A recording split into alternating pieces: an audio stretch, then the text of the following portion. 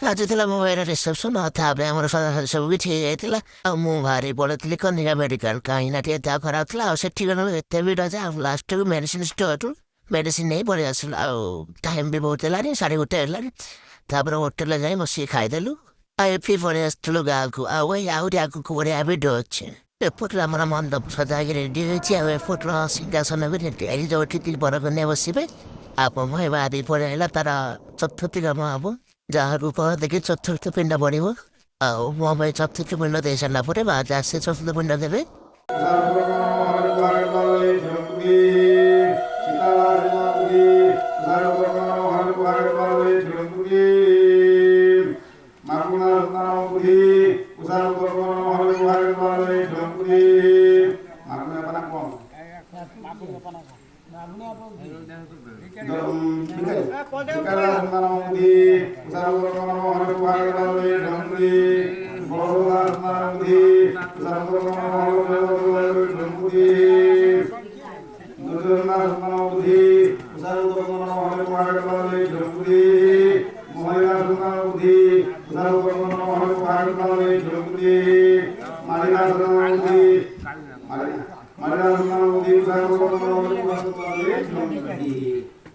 ଭାଇର ପାଳି ସାରିଲା ପରେ ଏବେ ଆଇଲେ ଭାଉଜ ଆମର ଚତୁର୍ଥୀ ପିଣ୍ଡ ଦେବା ପାଇଁ ଭାଉଜ ଆସି ଆମର ଚତୁର୍ଥୀ ପିଣ୍ଡ ଦେଇଥିଲେ ଚତୁର୍ଥୀ ପିଣ୍ଡ ସରିଲା ପରେ ଆମର ଷ୍ଟାର୍ଟ ହେଇଥିଲା ପୂଜା କାର୍ଯ୍ୟକ୍ରମ ଆଉ ରହିଲା ଭାଇ ଭିଡ଼ିଓଟି ଆପଣ କେମିତି ଲାଗୁଛି ନିହାତି କମେଣ୍ଟରେ ଜଣାଇଲେ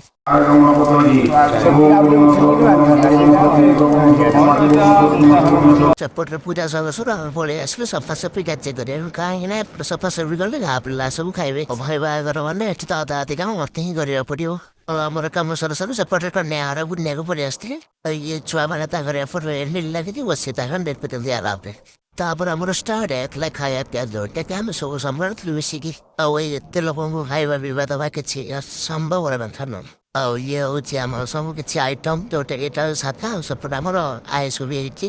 ଆଉ ଆଜି ମଙ୍ଗଳବାର ତ ସେଥିପାଇଁ ସାଧାର ଦାୟିତ୍ୱ ମୁଁ ନେଇଛି ଯିଏ ସାଧା ଖାଇବା ମୋତେ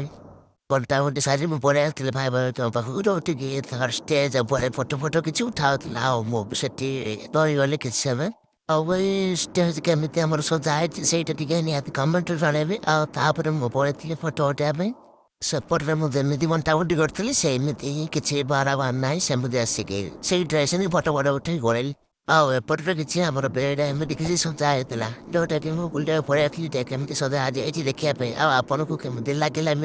ନିହାତି କହିବେ କମେଣ୍ଟରେ ଆଉ ପଳେଇ ଆସିଥିଲେ ଏପଟରେ ଖାଇବାକୁ ଆଉ ଏଇ ଭିଡ଼ିଓଟା କେମିତି ଲାଗିଲା ନିହାତି କହିବେ ଆଉ ଏବେ ମୋର ଅଛି ଦେଖା ଆମ ନେକ୍ସଟ ବ୍ଲଗ୍ରେ